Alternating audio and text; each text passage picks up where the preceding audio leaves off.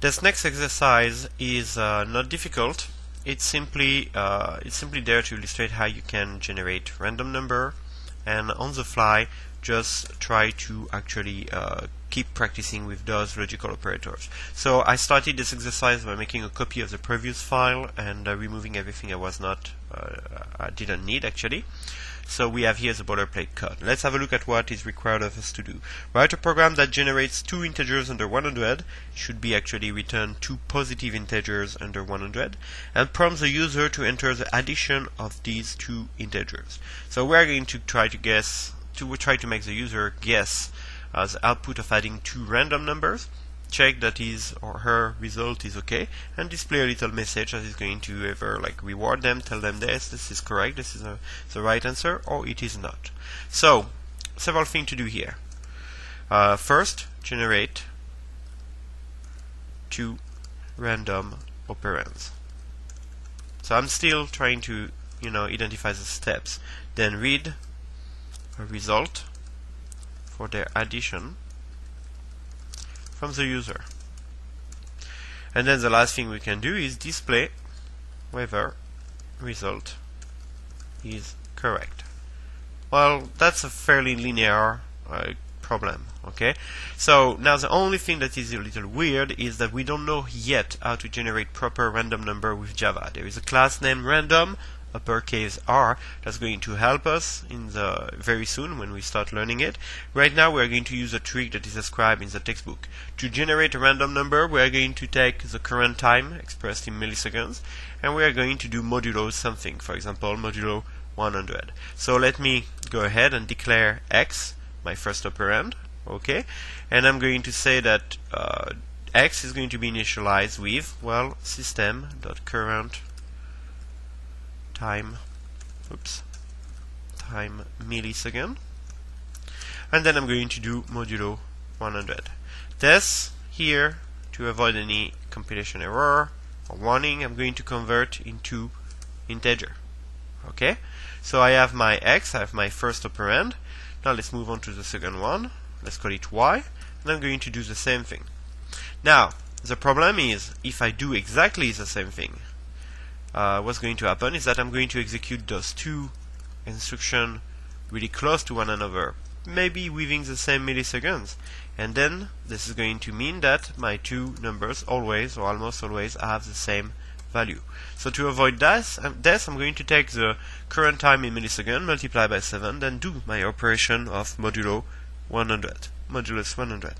So right now, like I said, it's not really Java clean.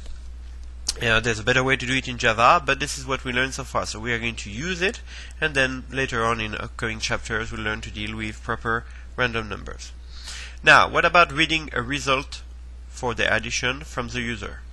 Well, I'm going to have to display on the screen system.out.println. Well, let's keep the message simple, okay? I'm going to display x followed by multiplied, followed by the value of y, followed by a space equal a space, and I'm going to ask the user to give me a value for this expression. And actually it's not multiplied, I keep wanting to use multiply, it's addition that we are testing. So x plus y equal, and I'm going to let the user actually fill in the blank. Okay, how do I read an integer from the user? Scanner, let's call it S. Okay, let's abbreviate a little now. We have been declaring scanner for so long now that I think it's clear. Scanner S equal new scanner, and this is going to be a new scanner with the keyboard. So scanner system dot, I'm making a lot of typos, sorry about that, system.in, and I'm going to remove that extra space. So we have been already using that many times, and I'm going to read the next integer from the keyboard, and I'm going to store it in a variable result, which I am just declaring on the fly when I need it.